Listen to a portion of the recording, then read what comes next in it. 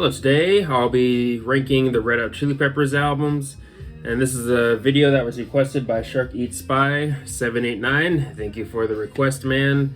So yeah, this is a band that I have seen live. I've seen them once, and it was earlier this year. I saw them with Thundercat and The Strokes, and yeah, definitely a great show, to no surprise. And also I did like their set list. There were some good song choices in there.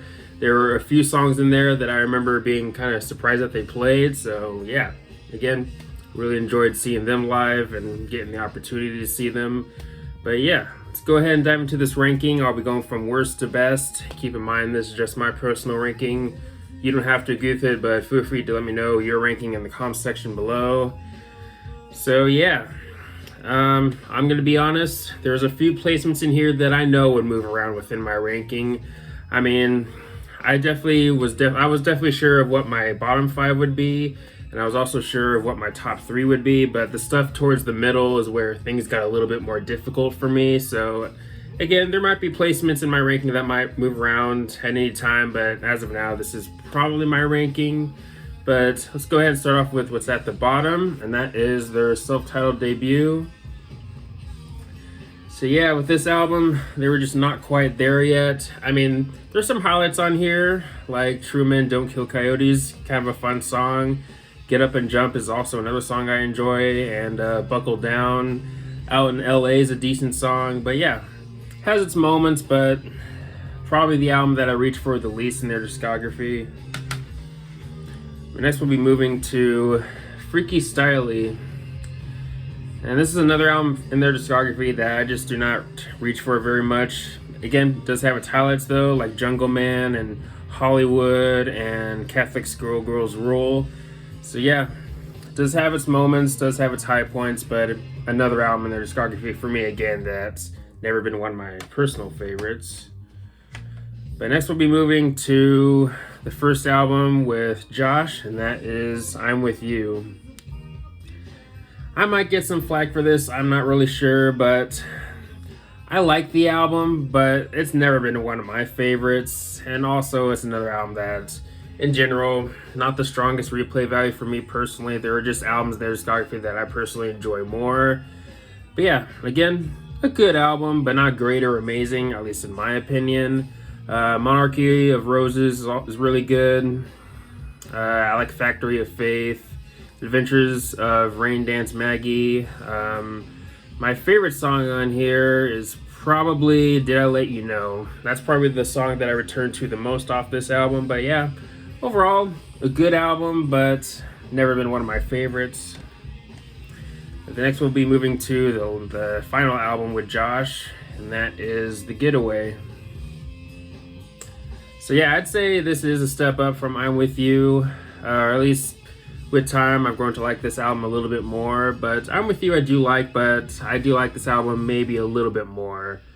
But I think it's one of those albums for me that where you have a strong first half but a weaker second half.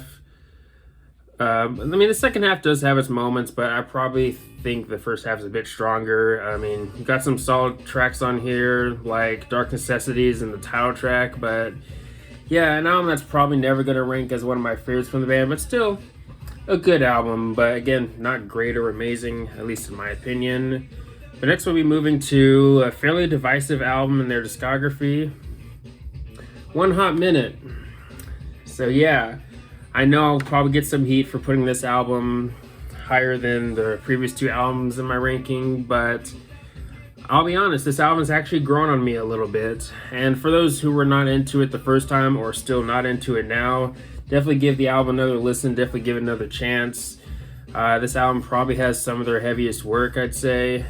But yeah, kind of like with The Getaway, I do think this album, it's one of those albums where you have a strong first half and a weaker second half, but there's some stuff in the second half of this album that I do enjoy, especially the title track. I really like the title track off this album. One Big Mob is also pretty good. I mean, some of my favorites, Warped, Aeroplane, Coffee Shop. My Friends is also pretty good, a bit of a more melodic song, but I like that one. Aeroplane, I'll admit, is maybe one of my favorite songs from the band. I really like that song. But yeah, not as bad as some fans make it out to be, in my opinion. Not one of their best, but still again, better than some people make it out to be, because I know some people would definitely have this lower in the ranking, but I don't think it's that bad. Overall, I think it's actually fairly good. So yeah, if you weren't into it the first time, or if you're still not into it, again, definitely give it another chance. But again, not one of their best. Next, we'll be moving to Unlimited Love. Now we get to the section of my ranking where things can honestly move around for me. So there might be days where I might have this higher, but as of now, this is where it is. But again, this could change at any time. But some of my favorites on here: Black Summer, Aquatic Mouth Dance, which is maybe my favorite on here. I really like that song. Here Ever After is also really good. I really like that song. Veronica is another personal favorite of mine on the album. You also have The Heavy Wing, which is another song that I think is definitely one of the highlights off of here. But the thing for me with this album is that I'll admit, especially when you have 17 songs, you're bound to have at least some filler on here, or some skippable songs, you could say. And it does. I've never really cared much for White Braids and Pillow Chair. What You Thinking is another song that's never been one of my personal favorites either on the album. Same with Poster Child, but yeah, overall, fairly good album. And I'd also say that I like it more now compared to when the album first came out. I will say that, but still, not one of the best, but still pretty good album. The next we'll be moving to Stadium Arcadium. And yeah, definitely has a share of highlights. I mean, the hits on here are especially really good, like Danny California and Tell Me Baby and Snow, of course. But yeah, overall, another pretty good album from Red Hot Chili Peppers. Another album in their discography that's never been one of my favorites. It's always been more closer towards the middle, but still, pretty good album. The next we'll be moving to the Uplift Mofo Party Plan. So yeah, pretty enjoyable album, I'd say. I mean, I especially really dig the first 4 songs on here, but when you move towards the second half, I really like the song No Chump Love Sucker. But yeah, those are some of my favorites on the album. I really dig the raw funkiness of this album. This was still during the early stages of the band, but yeah, again, fairly enjoyable album for me. But next we'll be moving to their latest album, Return of the Dream Canteen. So yeah, this was an album that I enjoyed more than I expected when it came out. I mean, going into it, I knew I was at least gonna like it, but not as much as I thought I would. But I mean, I really like the first 6 songs especially. I think the album starts off really strong with those songs right there.